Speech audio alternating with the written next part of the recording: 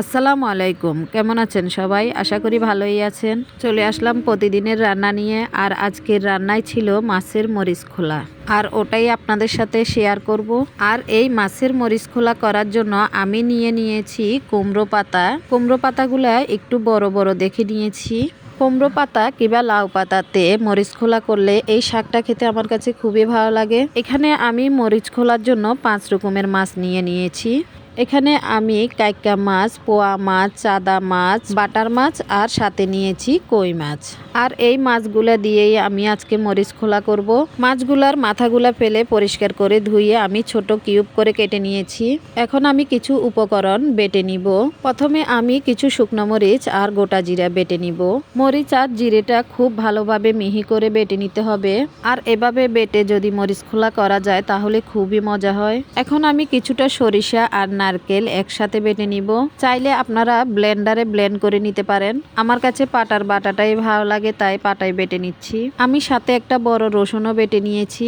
এখন আমি মাছগুলাকে সব উপকরণ দিয়ে ম্যারিনেট করে 10 মিনিটের জন্য রেখে দিব। মাছের মধ্যে আমি মাঝারি সাইজের 4টা পেঁয়াজ কুচি দিয়ে দিলাম সরিষা আর নারকেল বাটা, সাথে দিলাম মরিচ আর জিরে বাটা, দিয়ে দিলাম হলুদ গুঁড়া আর রসুন বাটা। সবশেষে দিয়ে দিলাম আমি ধনিয়া পাতা কুচি আর বেশ কিছুটা সরিষার তেল। এখন আমি সবগুলা হাতে ভালোভাবে মেখে নিব মাছের সাথে। খুবই ভালোভাবে মাখতে হবে, যেহেতু মাছের গায়ে সব মশলা লেগে যায়। এখন আমি 10 থেকে 15 মিনিটের জন্য ঢাকনা দিয়ে রেখে দিব। আপনারা চাইলে আরেকটু বেশিও রাখতে পারেন। এখন আমি লাউ পাতাগুলা ভালো করে পরিষ্কার করে ধুয়ে পানি ঝরিয়ে নিয়েছি। এখন আমি লাউ পাতাগুলা পাইপিনের মধ্যে খুব ভালোভাবে বিছিয়ে নিব। এই কাজটা খুব ভালোভাবে করতে হবে, যাতে মাছ মশলা কোনোটাই পাইপিনের মধ্যে বেরিয়ে না আসে। আমি খুব সুন্দরভাবে পাতাগুলা পাইপিনের মধ্যে বিছিয়ে নিয়েছি। 10 মিনিট পরে আমি কিছু লেবু পাতা আর 4টা কাঁচামরিচ ম্যারিনেট করা মাছের মধ্যে দিয়ে দিব। আর মাছগুলোকে সুন্দরভাবে আমি তাওয়ার মধ্যে এভাবে বিছিয়ে দিলাম। মাছগুলো আমার দেওয়া হয়ে গিয়েছে, আমি হাতের সাহায্যে গোল করে দিব। আর উপরে বেশ কিছুটা সরিষার তেল আবারও দিয়ে দিব। এখন আমি অবশিষ্ট যেই পাতাগুলো রেখে দিয়েছিলাম ওগুলাকে নিয়ে উপর দিয়ে একে একে সবগুলা সুন্দর করে ঢেকে দিব। উপরের পাতা সম্পূর্ণ দেওয়া হয়ে গেলে এখন আমি উপরের পাতার যে কাছাটা আছে ওটা আমি নিচে যে পাতাটা বিছিয়ে দিয়েছি ওটার নিচে একদম সুন্দর করে ভালোভাবে ঢুকিয়ে দিব। এখন আমি ঢাকনা দিয়ে ঢেকে 15 মিনিট রান্না করে নিব।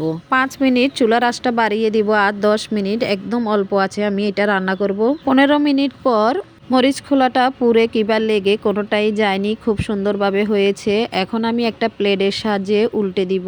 দেখেন মরিচ খোলার এ পাশটা কেমন সুন্দর হয়েছে। মরিচ খোলাটা উল্টিয়ে আমি আবারও পাইপিনে দিয়ে দিব আর চুলার আঁচটা কমিয়ে আবারও 15 মিনিট ঢাকনা দিয়ে ঢেকে রান্না করে নিব। 15 মিনিট অপেক্ষা করার পর আমি চলে আসলাম আমার মরিচ খোলাটা কেমন হয়েছে দেখার জন্য। মাশাল্লাহ, খুবই সুন্দর হয়েছে। একদম পারফেক্টভাবে মরিচ খোলাটা হয়ে গিয়েছে। দেখতে এত লোভনীয় হয়েছে।